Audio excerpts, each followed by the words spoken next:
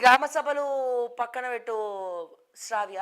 అడ్డంగా బుక్ అయిన రేవంత్ రెడ్డి ఎందుకు అడ్డంగా బుక్ అయిండు?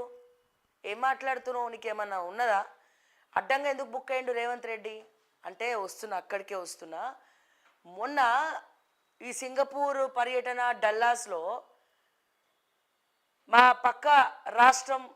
పక్క రాష్ట్రం తెలుగుదేశం పార్టీ అధ్యక్షులు, ఆంధ్రప్రదేశ్ రాష్ట్ర ముఖ్యమంత్రి వర్యులు నారా చంద్రబాబు నాయుడు గారు ఒక స్పీచ్లో భాగంగా రీసెంట్ టైమ్స్లో ఒక మాట అన్నాడు.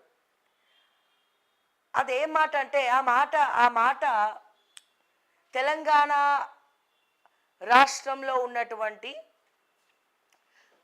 మా ప్రియమైనటువంటి చంద్రబాబు నాయుడు గారి శిష్యులకు అండ్ కాంగ్రెస్ వాళ్ళకు చెప్పుతో కొట్టినట్టు చెంపదెబ్బ లాంటి సమాధానం చంద్రబాబు నాయుడు గారు చెప్పినారు. మరి ఏంటా సమాధానం? ఎందుకు అడ్డంగా బుక్ అయ్యింది రేవంత్ ఈ విషయంలో? ఎందుకు ఈ విషయాన్ని తెలంగాణ రాష్ట్ర ప్రజలు కానీ ప్రతిపక్ష నాయకులు కానీ సీరియస్గా తీసుకోవట్లే అంటే అక్కడికే వస్తున్నా. అసలు ఏమన్నాడు మ్యాటర్లోకి రా అంటే గనక చంద్రబాబు నాయుడు గారు ఒక మాట అన్నాడు. ఇంకా నయం, హైదరాబాద్లో ఉన్న హైటెక్స్ని బుల్డోజర్ పెట్టి కుల్లగొట్టలేదు. మీకు అర్థమైంది అధ్యక్ష? ఏమన్నాడు మా చంద్రబాబు నాయుడు గారు?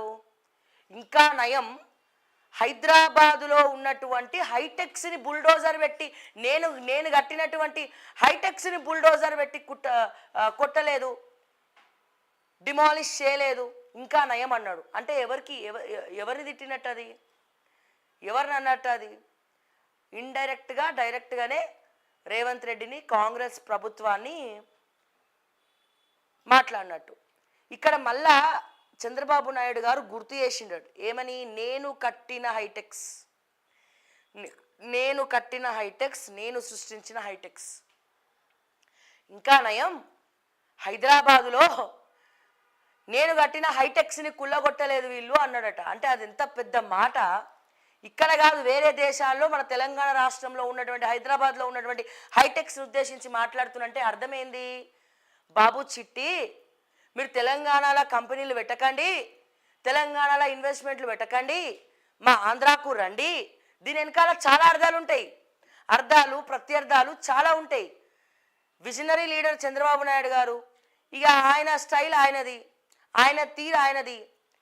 ఇక్కడ పాయింట్ ఏంటంటే ఇంకా నయం, హైదరాబాద్లో నేను కట్టినటువంటి హైటెక్స్ని కుల్లగొట్టలేదు వీళ్ళు అన్నాడు. అంటే ఇక మీరు కూడా అక్కడ కంపెనీలు పెట్టిరంటే ఏదో ఒకటి చేసి బుల్డోజ్ పెట్టి ధ్వంసం చేస్తారు, కుల్లగొడతారు అని చెప్పి అక్కడ పోయి వేరే దేశంలో తెలంగాణ రాష్ట్రాన్ని ఉద్దేశించి, హైదరాబాద్ను ఉద్దేశించి, అందులోనూ హైటెక్స్ని ఉద్దేశించి ఒకానొక వేదిక పైన వేరే దేశాల్లో చంద్రబాబు నాయుడు గారు మాట్లాడినారంటే అది ఎంత సిగ్గుచేటండి మన తెలంగాణకు, మన ముఖ్యంగా హైదరాబాద్కు, మన రాష్ట్రానికి సిగ్గుచేటు కాదు అది.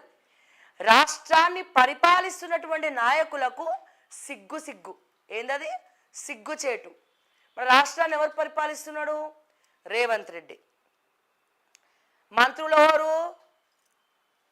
వీళ్ళే అన్నట్టు. మంత్రులు ఇది ఫినిష్ అయినాక నేను మళ్ళీ వేరే టాపిక్లోకి వస్తాను. మంత్రులు ఎవరు అంటే ఇక వీళ్ళే క్యాబినెట్ మంత్రులు. ఆయన సరే అనడము, వీళ్ళు ఇట్లా ఇక సంక్రాంతికి తలాడిస్తున్నటువంటిది ఉంటారు చూసినా, అట్లా తలాడించడము. ఇది ఎంత సిగ్గుచేటంటే అంటే చంద్రబాబు నాయుడు కూడా గమనిస్తున్నాడు. ప్లస్ ఇంకోటి ఏంటి, ఇక్కడ రెండు రకాలైనటువంటి తలకాయలు ఉన్నాయి, ఇక్కడ 2 నాలుకలు ఉన్నాయి. ఇక్కడ ఒకటేమో రేవంత్ రెడ్డి తెలంగాణ భవిష్యత్తు తీసుకుపోయి చంద్రబాబు నాయుడు కాళ్ళ దగ్గర పెడదామని చెప్పి పావులు కదుపుతున్నాడు. మన తెలంగాణను, మన హైదరాబాదును, మన తెలంగాణను చంద్రబాబు నాయుడు కాళ్ళ దగ్గర పెట్టడానికి పావులు కదుపుతున్నాడు. అరే నువ్వు కొట్టినట్టే చెయ్యి, నేను ఏడ్చినట్టే చేస్తా, లేదా నువ్వు ఏడ్చినట్టు చెయ్యి, నేను తిట్టినట్టు చేస్తా. ఇది వీళ్ళ స్ట్రాటజీ. ఇప్పుడేంటి, రేవంత్ బుల్డోజర్లు పెట్టాలి, చంద్రబాబు నాయుడు గారు దాన్ని ఉద్దేశించి మాట్లాడాలి. ఇక్కడ ఎటొచ్చి ఎవడు పరువు పోవాలి? హైదరాబాద్కి ఏం రావద్దు, తెలంగాణకు ఏం రావద్దు. ఇక్కడ హైదరాబాద్ అంటేనే రేవంత్ రెడ్డిని చూసి భయపడాలి, తెలంగాణ అంటేనే రేవంత్ రెడ్డిని చూసి భయపడి ఇక్కడ వద్దు వద్దు, తెలంగాణలో వద్దే వద్దు, మనం ఆంధ్రప్రదేశ్కి పోదామని చెప్పి ఇన్వెస్టర్లు వాళ్ళకై వాళ్ళు అనుకోవాలి. ఇది వీళ్ళ స్ట్రాటజికల్ ప్లాన్. కానీ ఒకటి చెప్పచ్చు, చిల్లర వేషాలు అయితే చంద్రబాబు నాయుడు గారు వేయరు.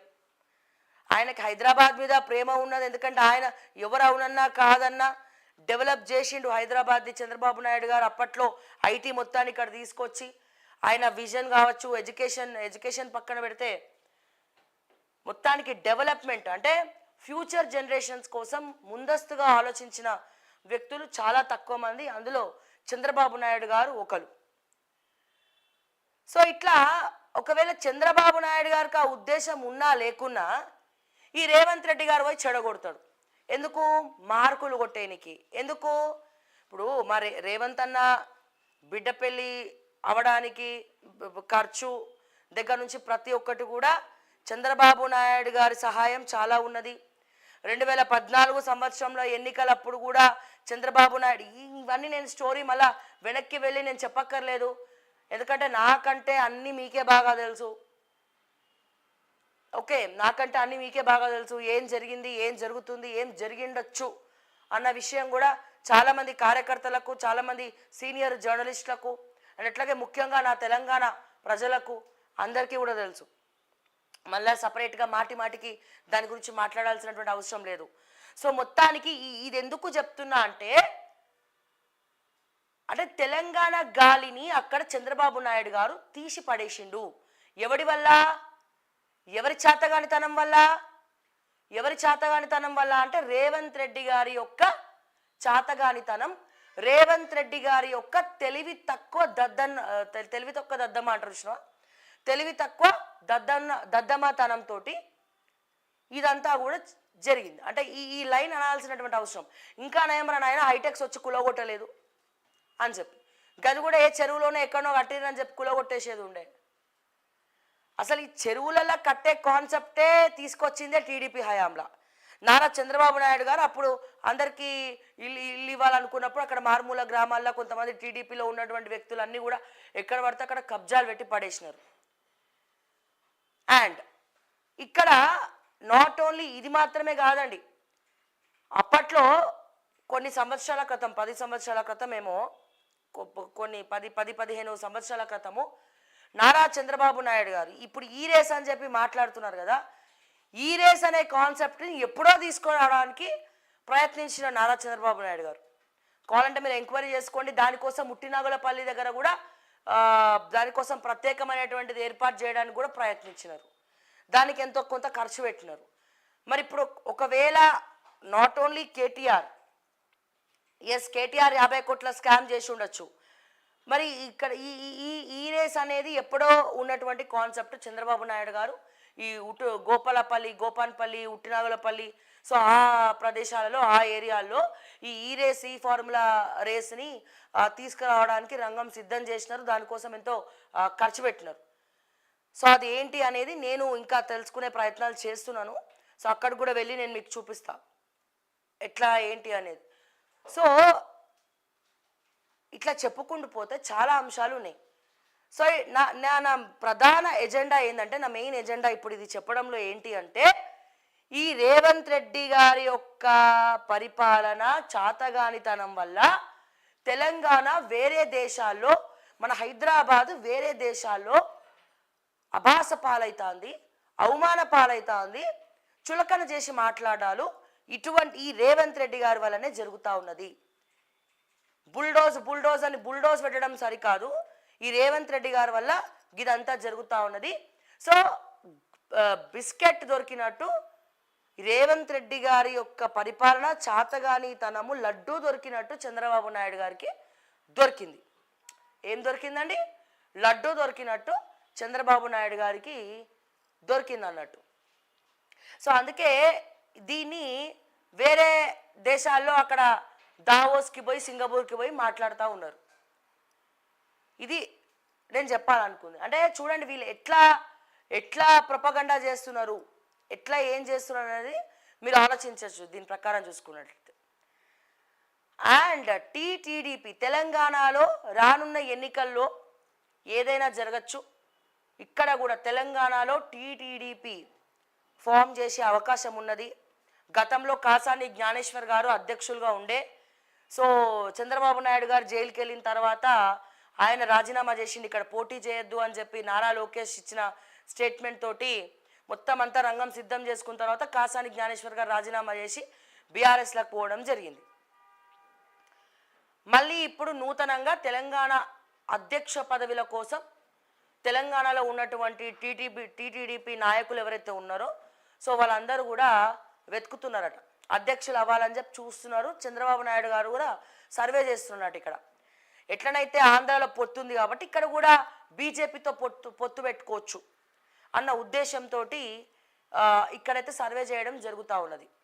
సో దీంట్లో భాగంగా రేవంత్ రెడ్డికి కాంగ్రెస్ మీద ఉన్న మమకారం కన్నా కూడా టీడీపీ మీద ఉన్నటువంటి మమకారం ఎక్కువ, బీజేపీ మీద ఉన్నటువంటి మమకారము ఎక్కువే, అన్ని కారాలు ఎక్కువే. అందుకే కాంగ్రెస్ వాళ్ళు ఎప్పుడు గెంటేసినా పోయి వాళ్ళని పట్టుకోవడానికి రెడీగా రేవంత్ రెడ్డి గారు ఉన్నారు. అది టీటీడీపీ ద్వారా వెళ్తాడా, లేకపోతే నాకున్న సమాచారం మేరకు సీక్రెట్గా ఆల్రెడీ రేవంత్ రెడ్డి గారు ఒక పార్టీని రిజిస్ట్రేషన్ చేసి పెట్టుకున్నారు. ఒక ప్రత్యేకమైనటువంటి పార్టీని కూడా రేవంత్ రెడ్డి గారు రిజిస్ట్రేషన్ చేసి పెట్టుకున్నారు. ఎప్పటికైనా ఇక్కడికి వచ్చే వ్యక్తే. ఎందుకంటే కాంగ్రెస్లో గొడవలు కూడా మనం చూస్తూ ఉన్నాం, పొట్టు కొట్టుకోవడమే, ఒకరికొకరు పడతలేదు. రేవంత్ చెప్తే నేనెందుకు వినాలి, నేను చెప్తే క్యాబినెట్లు చెప్తే నేనెందుకు వినాలని చెప్పి ఎవరికి వాళ్ళు ఈగోలోకి పోయి కాంగ్రెస్ని భ్రష్టు పట్టిస్తున్నారు. ఆ రాహుల్ గాంధీ గారు పోయి ఆ కేంద్రంలో ఏం మాట్లాడతాడో ఎవరికి ఏం అర్థం కాదు. ఇప్పుడిప్పుడే కొద్దిగా పెరుగుతుందంటే వీళ్ళ కుంపట్లు వీళ్ళే పెట్టుకుంటున్నారు. మరి ఎందుకు ఇటువంటి దుస్థితి వచ్చిందో కాంగ్రెస్కి వాళ్ళు ఆలోచించుకోవాల్సినటువంటి విషయం ఉన్నది.